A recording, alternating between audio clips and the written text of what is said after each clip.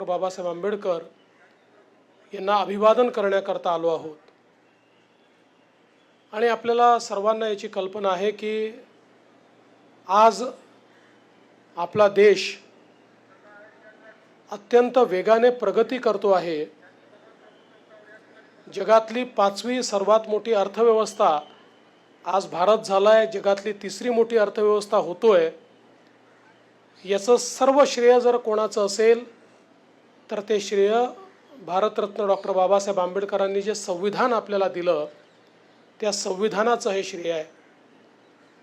मी तर असं म्हणेन की जगाच्या पाठीवर सर्वात सुंदर आणि सर्वात उत्तम संविधान जर कुठलं असेल तर ते भारताचं संविधान आहे। कारण हे संविधान सामान्य माणसाच्या जीवनामध्ये सामाजिक आर्थिक परिवर्तन घडवण्याचं मूलमंत्र घेऊन त्या ठिकाणी तयार करण्यात आलं आहे। आणि म्हणूनच आज कुठलीही समस्या देशापुढे असली तरी त्या समस्येचं निदान, त्याचा उपाय हा भारताच्या संविधानामध्ये आपल्याला पाहायला मिळतो। भारतरत्न डॉक्टर बाबासाहेब आंबेडकर हे द्रष्टे होते। त्यांचा जवळजवळ सगळ्या विषयात प्रचंड अशा प्रकारचा अभ्यास होता, व्यासंग होता। आणि ती दृष्टी ही संविधानामध्ये आलेली आपल्याला पाहायला मिळते।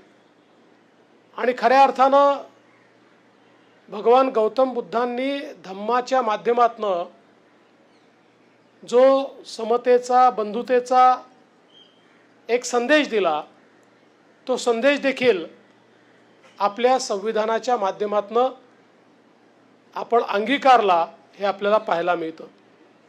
आज खरं म्हणजे मी डॉक्टर नरेंद्र जाधव यांचे मनापासून अभिनंदन करीन आणि आभार मानेन की त्यांनी अतिशय सुंदर अशा प्रकारचं पुस्तक या ठिकाणी लिहिलं।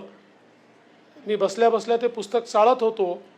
एक प्रकारे बाबासाहेबांच्या जीवनाचा इतिहास आणि भारतीय संविधानाचा इतिहास आणि कशा प्रकारे बाबासाहेबांच्या विचाराने हे संविधान तयार होत गेलं याचा अतिशय सुंदर आलेख हा डॉक्टर नरेंद्र जाधवांनी या ठिकाणी मांडलेला आहे।